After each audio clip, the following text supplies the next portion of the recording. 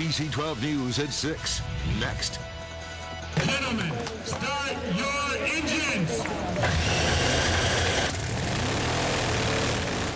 Buckle up. We're putting you in the passenger seat for the biggest car show in mid-Michigan. We go back to the bricks straight ahead. Plus, what's going on inside Flint City Hall? Why former EM Mike Brown could be in charge, at least sometimes. And we have some auto recalls to tell you about which cars on the list next. Good evening, I'm Angela Brown. ABC 12 News at 6 starts right now. This is your trusted source. ABC 12 News at 6.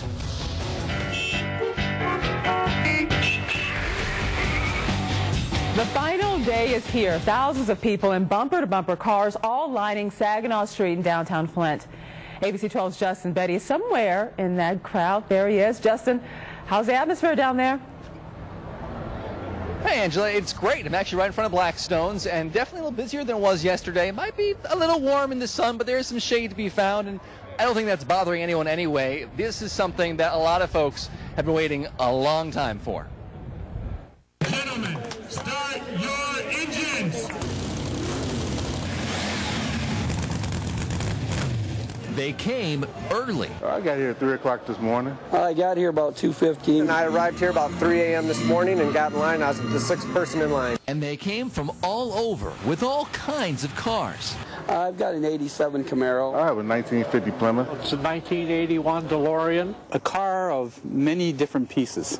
Because there's nothing quite like Back to the Bricks. They got some very, very nice cars, and you've got a good variety here. It's just all the car guys getting together, have something in common, and it's a time that Flint, we're back together, no trouble, so everybody's having a great time. And of course, today is just the cherry on top of what has already been a great week, and I'll have more on that in just a second. So for now, back to you, Angela. It is awesome. All right, thanks, Justin. And of course, tonight is the big night when all the classic cars are parked on Saginaw Street, and you can walk right up to them and check out the vehicles. And tonight, we're pulling out all the stops on the final day of our live coverage. ABC 12's Matt Franklin and Angie Hendershot are in the middle of all the action right now. Guys, I can see out there's a big crowd behind you. How are things looking? Yeah, things are looking great. Oh, yeah, there's a big crowd behind. It keeps growing as the night goes on. Tons of people down here along Saginaw Street. We're here in the flat lot, and it's just an amazing sight to see so many people down here in the bricks for the final day of Back to the Bricks. It really is. It's like one of the best days weather-wise. Sun is shining, beautiful day, and you have everything from some of the serious hot rods and classic cars to like a little girl who walked up to me and was like, "Do you want to see my granny's car?" I said, she was "Sure." cute. Adorable. Showing off her granny's Cadillac. I mean, you have all types of people showing off their cars, and it's a lot of fun down here. Right, no matter what you like. If you like vintage cars, you like muscle cars, if you like newer cars, it's all down here along Saginaw Street. Not just here in downtown Flint, but all up and down Saginaw Street into Grand Blanc Township. So it's an awesome day to be right here in Genesee County. And we're going to talk a little bit about one of the cars. Actually, the yellow car you see right behind us belongs to Al Bergler, and he's joining us now, kind enough to share the story. And it's got an interesting story. You've had this car quite a while. Tell us about it. This car I built in 1964 and put it in Autorama in Cobo Hall, and it won the first Riddler Award at Cobo Hall, which is the most outstanding car never shown before. So now that Riddler Award is developed into a car deal where people spend $500,000, $1 million to build cars to win that award. And this was the first. This is the first, 1964. And what is it exactly? It's a Logie dragster with an Austin Bantam body on the back with a 392 Chrysler fuel motor in it. And I ran that car from 1964 to 67, set 6 national records, set 3 or 4 national events where I won it. And then we sold the car, got rid of the car, and then I ran funny cars for about 15 years.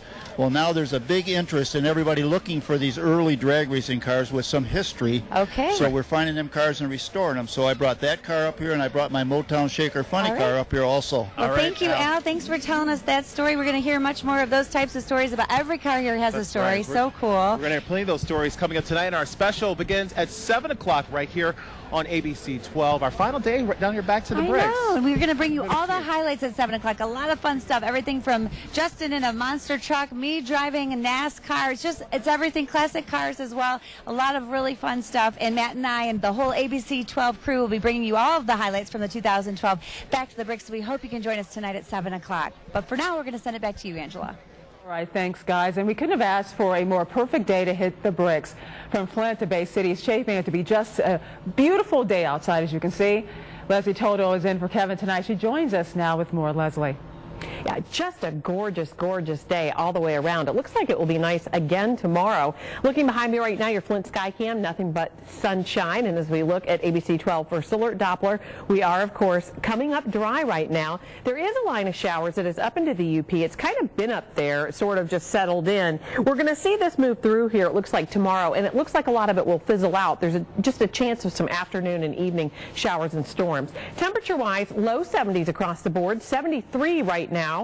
In Flint, it is 73 in Saginaw. We could take a look at those temperatures right now. 72 in Bad Axe, 73 in Oscoda, 72 at Port Huron, 73 degrees at Houghton Lake. And as we head through the week next week, this is what we'll see. Clearing tonight still and cool, so temperatures again in the mid and upper 40s. A few storms are going to roll through tomorrow afternoon. Otherwise, we'll get some sunshine and it will be pretty mild. And then it will be dry and steadily warmer all the way through next weekend, and we will talk about all of it in detail coming up in your full forecast. New at 6, former emergency manager Mike Brown will once again run the city of Flint. Well, sometimes. That's because current emergency financial manager Ed Kurtz passed a resolution putting Brown in charge when he's away. The resolution says when Kurtz is absent, Brown will carry out the duties of the EFM. Right now, Brown is serving as the city administrator. You may remember Brown was the emergency manager before Public Act 4 was suspended and put on the ballot. We checked in with Kurtz's office. He did not get back to us. And to Saginaw now, where the U.S. Justice Department has opened their own federal investigation into the shooting death of Milton Hall. He was shot and killed by Saginaw police on July 1st in a parking lot. Police say Hall was threatening them with a knife. The Saginaw County prosecutor tells ABC 12 a decision on whether the shooting was justified or excessive force should come by the end of the month. And a moving display of heroism is bringing a mid-Michigan community together. The Vietnam Veterans Memorial Wall is on display outside the Birch Run Expo Center this weekend. Thousands of veterans' names are immortalized on this traveling display. Birch Run has been trying to bring the wall to the city for 3 years. Many are taking time to trace the names etched into the wall. It's wonderful. It's much larger than I expected. I guess you just don't really know what to expect, but it's displayed, I think, wonderful. The wall will be on display through Sunday.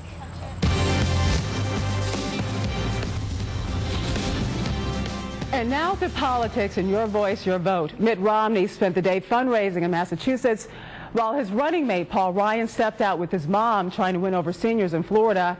And President Obama was in New Hampshire, where his rivals will be on Monday. ABC's Deirdre Bryant breaks down those highlights from the campaign trail.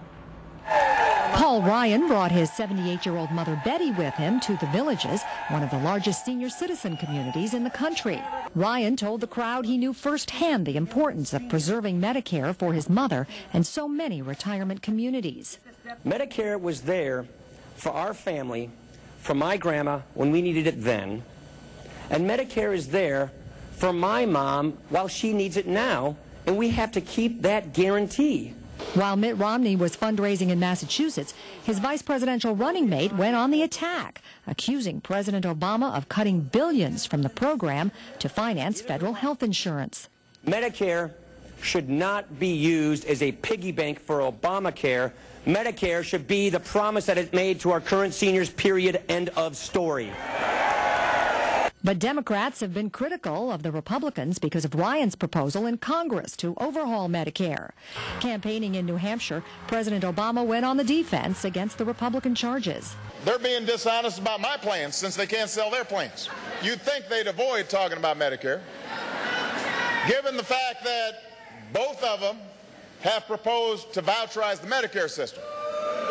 The president challenged the crowd to ask his rivals about their tax proposals when they visit the Granite State on Monday. Showed that Governor Romney's tax plan would actually raise taxes on middle-class families with children by an average of $2,000. Ask him if that's fair. Taxes and Medicare are certain to remain robust topics of debate as the campaign ramps up. Deirdre Bryant, ABC News, New York. And the road to the White House will run through Detroit next week. Vice President Joe Biden will make a campaign stop in the Motor City on Wednesday to meet with supporters. No other details about the trip have been released. Two automakers are issuing recalls this evening, the first involving nearly 250,000 GM SUVs. The SUVs are being recalled because the window and door lock switches can cause fires. The recall covers the Chevy Trailblazer, the GMC Envoy, the Buick Rainier, the Isuzu Ascender, and the Saab 97X SUVs from 2006 and 2007 model years. Dealers will replace the power window switch for free. No fires or injuries have been reported. Meanwhile, Suzuki is recalling over 100,000 cars to fix headlights. The recall covers Forenza Compacts from 2004 to 2006 and Reno Compacts from 2005 to 2006.